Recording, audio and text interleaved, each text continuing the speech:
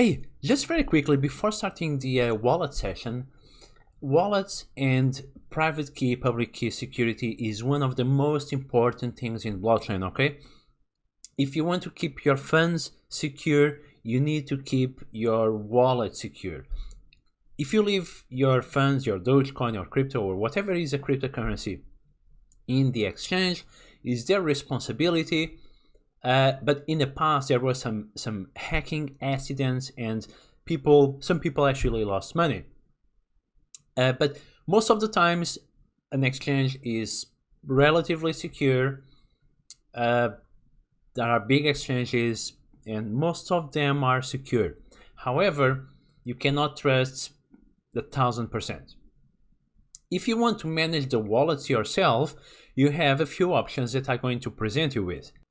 Before moving any large amount to any wallet, please familiarize yourself with the wallet and how does it work, and make sure that you understand how to receive and send funds, and how to withdraw, to make sure that everything goes okay. Make sure that you always back up the wallet. Make sure that you always write down the recovery phrase when there is a recovery phrase, and different wallets may have different methods to keep it more secure. You are going to see, there are different kinds of wallets that are in your laptop. For example, the Exodus wallet or MetaMask wallet are in your laptop, so they are in a laptop that is connected to the internet and may be exposed.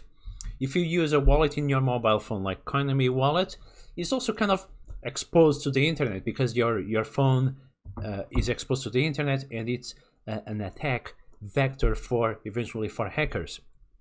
The only way to keep it really secure is to use a hardware wallet, a cold storage wallet.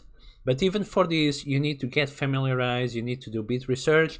I have a video talking about this. I hope it helps. Make sure that you always keep your private key secure, and that you write down your recovery phrase.